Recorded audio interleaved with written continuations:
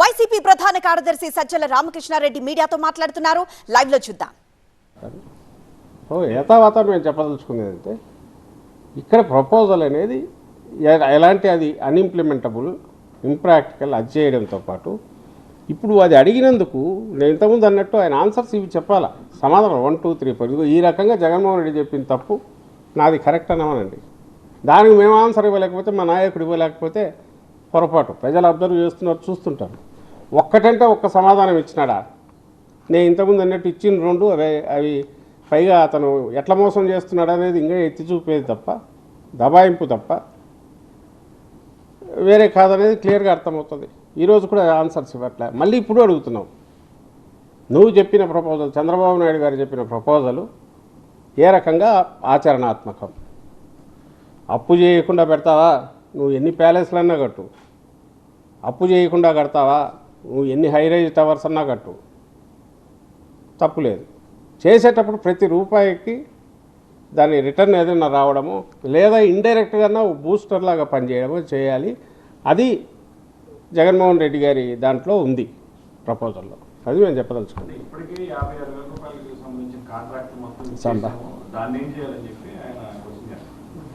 ఇప్పుడు అదే ఆపమని చెప్తున్నది కదా. ఆ రోజు చెప్పాము, ఈరోజు చెప్తున్నాం. ఆ రోజు 19లో జగన్మోహన్ రెడ్డి గారు వచ్చాక 20లోనో ఎప్పుడో మనం ఇటు నుంచి షిఫ్ట్ చేయాలని అనుకున్నప్పుడు అది సరదాగా అనుకున్నది కాదు.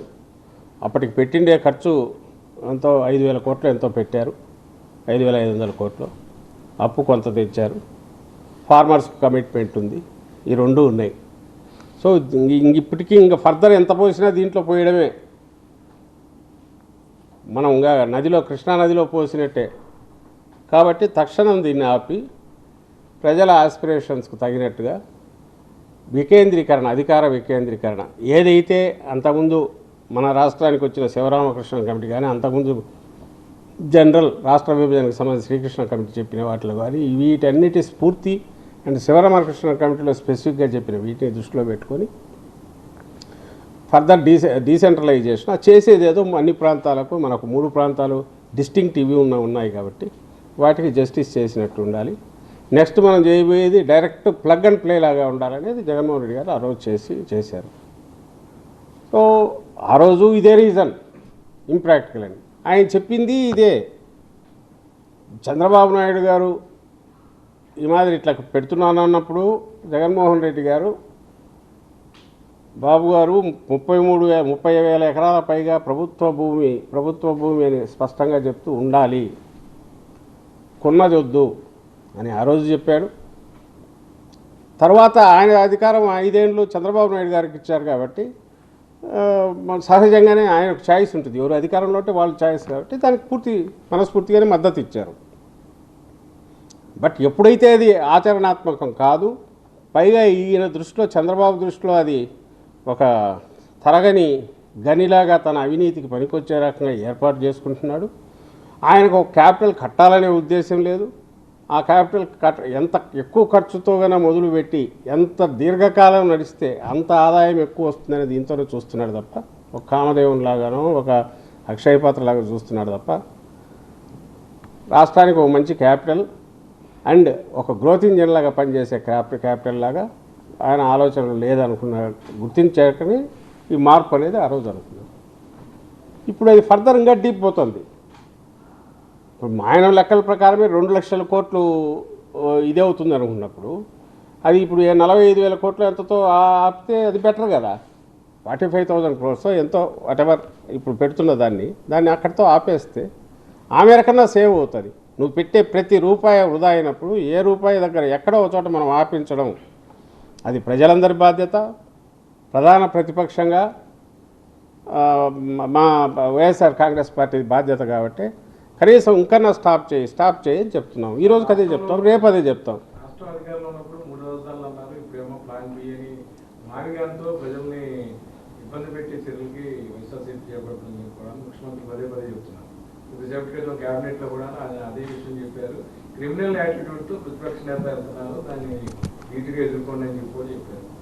అంటున్నారు కదా.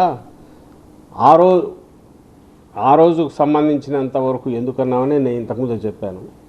ఈ రోజైనా ఆ రోజైనా రేపైనా రాష్ట్ర వనరులను ఎంత వీలైతే అంత ప్రొటెక్ట్ చేసుకోవడం, రాష్ట్రానికి వచ్చే ఆదాయాన్ని జుడిషియస్ రియల్ ఏదైతే అవసరమో డెవలప్మెంట్కు వెల్ఫేర్కు దానికి పిల్ఫరేజ్ లేకుండా ఇచ్చేయడం, రాష్ట్రం సర్వతోముఖంగా అభివృద్ధి చెందేట్టు చూడడం, ఓ బ్రహ్మాండమైన గర్వంగా చెప్పుకోగలిగిన ఒక క్యాపిటల్ను కూడా అందులో భాగంగా కలిగి ఉండడం, దాంట్లో తప్పు లేదు. అదే కావాల్సింది కూడా. జగన్మోహన్ రెడ్డి గారు చెప్తున్నది ఆ సొల్యూషన్. ఆ రోజు చెప్పిన దానికి రీజన్ నేను ఇంతకుముందు చెప్పాను. ఆ రోజైనా ఈ రోజైనా రేపైనా చంద్రబాబు నాయుడు గారు పెట్టే ఖర్చుతో ఆయన ఎక్కడి నుంచి ఆ అప్పులు ఇప్పుడు పుట్టడం కూడా ఇమ్మీడియట్ అసాధ్యం.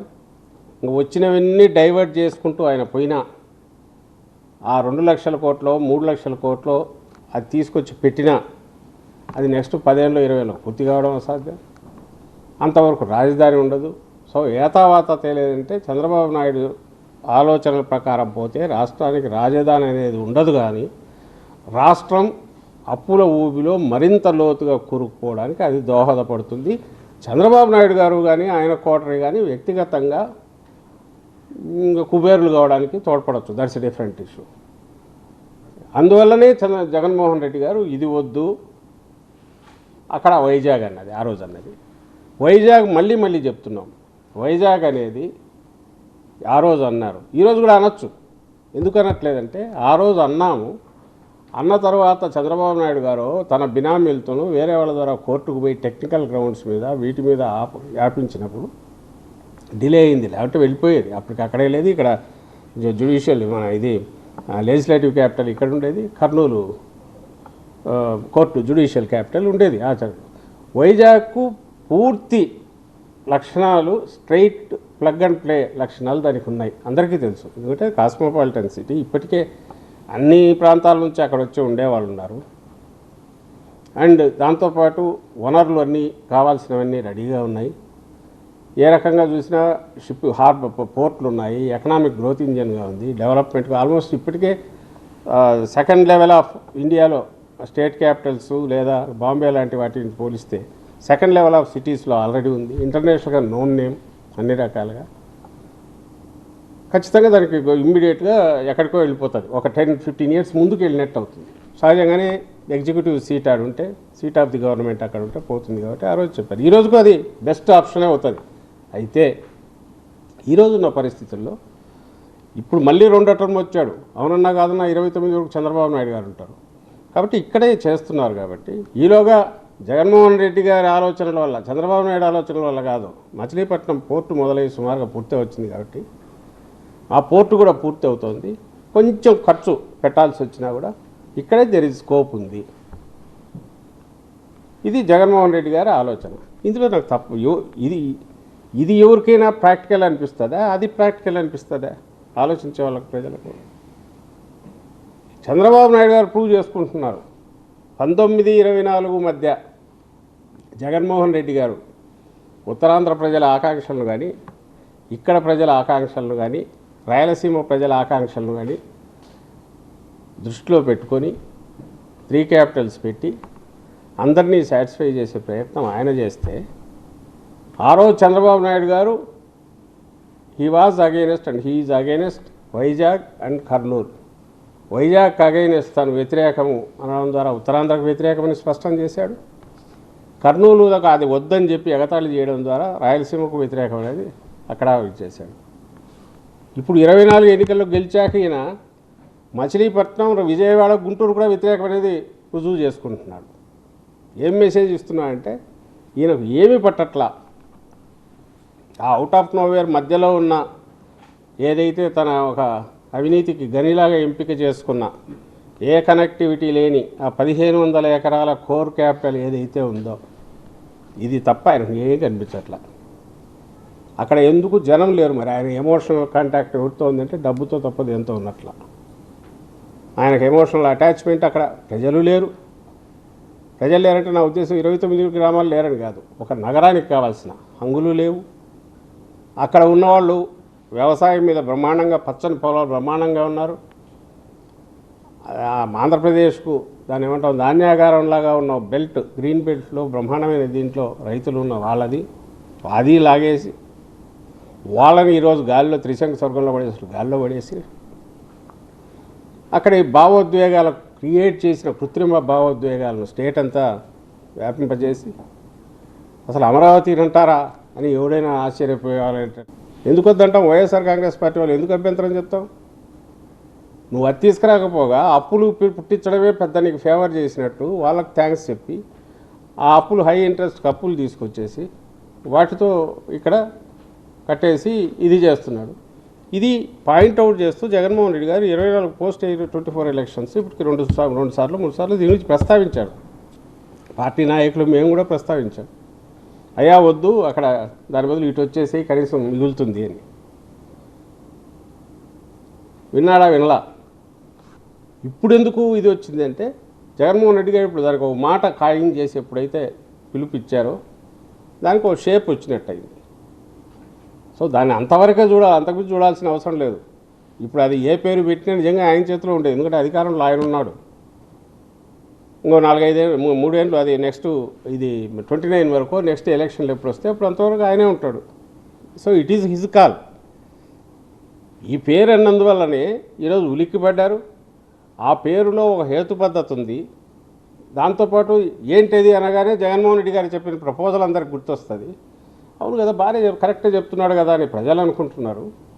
ఇందులో ఏం అసంబద్ధత ఉంది? కరెక్ట్గానే ఉంది కదా, నీ దాంట్లో అసంబద్ధత ఉంది కదా అని చంద్రబాబు నాయుడు అడగడం మొదలుపెట్టారు. దానికంటే ముఖ్యంగా నా ఉద్దేశంలో ఈ కృత్రిమంగా చంద్రబాబు నాయుడు బిల్డ్ చేస్తూ వచ్చిన ఈ అమరావతికి వ్యతిరేకంగా ఏదన్నా మాట్లాడితే అది ఏ విషయమైనా సరే వ్యతిరేకం ఇన్ ది సెన్స్ ఆడ ఖర్చు గురించి కానీ అవినీతి గురించి కానీ ఏదన్నా కూడా వీళ్ళు రాజధానికి వ్యతిరేకమైన ముద్ర కృత్రిమంగా వేసి కొడుతున్న దాన్ని ఫస్ట్ బ్రేక్ చేసింది.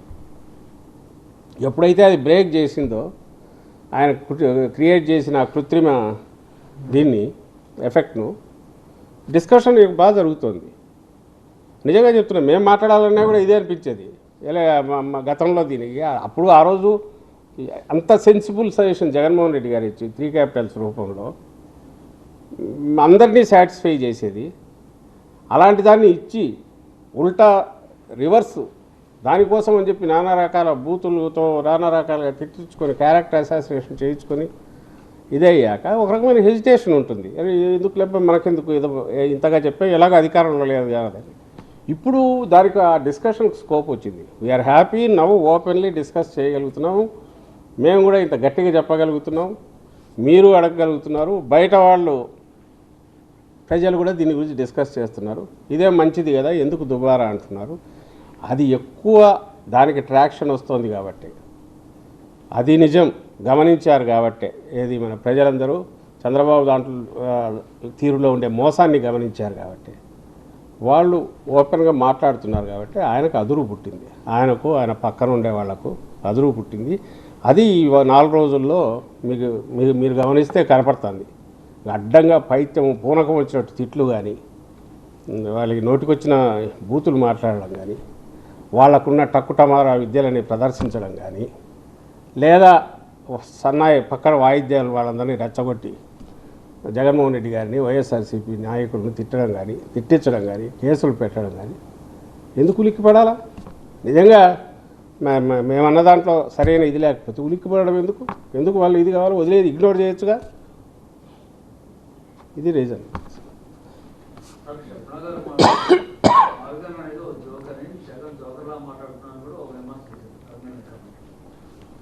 నేను ఇంతకుముందు అన్న పక్క వాయిద్యాల్లో ఆమె కూడా ఒకరు. ఎప్పుడు కావాలంటే ఏ టైంలో కావాలంటే చంద్రబాబు నాయుడు గారు ఆ టైంలో వస్తారు. నువ్వు నీగానే చిత్రం. మరి ఆయనేమో ఎన్డీఏ పార్ట్నరు, ఈమెమో అలా కొట్లాడుతున్నామంటున్నా కాంగ్రెస్ వాళ్ళకు ఇండియా కూటమిలో దాన్ని ప్రధానంగా లీడ్ చేస్తున్న కాంగ్రెస్ పార్టీకి ఇక్కడ స్టేట్ అధ్యక్షురాలంట. మరి విచిత్రం ఏందో అర్థం కాదు. మరి అది ఆయన వీళ్ళ ఎన్డీఏ కూటమిలో ఇక్కడ ఉండి ఆయన చెప్పినట్టు ఇక్కడే కాదు ఆ పక్క స్టేట్లో అయినా ఎట్లా నడుస్తుంది. ఇక్కడైతే ఎప్పుడు అటు బెక్ అండ్ కాలంట, ఎప్పుడు కావాలంటే అప్పుడు ఆ గంట కొట్టే టక్కున అవసరమైనప్పుడు వస్తారు. నేను అనుకున్నా 3 రోజులు అయింది ఇంకా రాలేదా, నిన్న మాట్లాడాడు. ఏం చేయగలం, ఎంత మేము ఎంత తక్కువ మాట్లాడుకుంటే అంత బెటర్ ఆమె గురించి. తర్వాత మీ పార్టీ లీడర్స్ గురించి, వారి భార్య కుటుంబ సభ్యుల గురించి ఏపీ రాధాకృష్ణ చేసినటువంటి వ్యాఖ్యల గురించి మీకు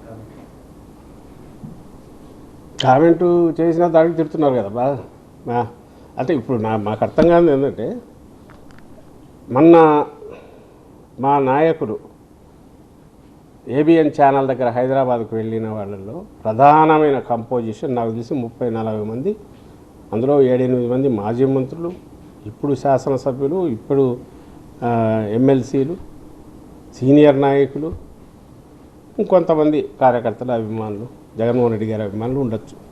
కానీ ప్రధానమైన కంపోజిషన్ అయితే వీళ్ళు. అసలు బహుశా చెప్పుకోదగ్గ అంటే ధర్మాగ్రహాన్ని వ్యక్తం చేయడం, ఒక నిరసన అత్యంత శాంతియుతంగా చేయడం, ఏది అంత లీడర్లుగా ఉండి ఒక్కొక్కరు దశాబ్దాల తరబడి సీనియర్ మంత్రులు ఉన్నారు, అందులో చాలా సీనియర్లు, విశ్వరూప్ లాంటి వాళ్ళు ఉన్నారు, అంతకుముందు ఇదిగా చేశారు. రామసుబ్బారెడ్డి గారు ఎమ్మెల్సీ గారు అప్పుడు టీడీపీ హయాంలోనే అప్పుడు మినిస్టర్గా చేశారు, తర్వాత సీనియర్ ఎమ్మెల్సీ అలాంటి వాళ్ళు ఉన్నారు. గడికోట శ్రీకాంత్ రెడ్డి ఉన్నారు, ఇంకా ఉమెన్ లీడర్స్ లక్ష్మీపార్వతి గారు, ఇట్లాంటి అందరు సీనియర్ లీడర్లు ఉన్నారు. చాలామంది పేర్లు ఇంకా చెప్తూ పోతే చాలామంది వస్తారు. ఆదిమూలపు సురేష్ ఉన్నాడు, సీనియర్ ఎమ్మెల్యేగా ఇంతకుముందు, ఎమ్మెల్సీ పెద్ద ఎత్తున పోయినారు. అంత పెద్ద ఎత్తున నాయకత్వం, ఒక పార్టీ నాయకత్వం వెళ్ళి ఒక మీడియా హౌస్ దగ్గర ప్రొటెస్ట్ చేయడము rarest of the rare things, democratic పద్ధతిలో శాంతియుతంగా నిరసన తెలియజేయడం, అలాగే చిన్నపాటి ఇది లేకుండా అక్కడ ఉపన్యాసాలు ఇచ్చి స్లోగన్స్ ఇచ్చేసి ఒక అరగంట గంట పాటు, ఎందుకంటే ప్రపంచానికి తెలియాలి ఏమన్నాడు ఈ వ్యక్తి,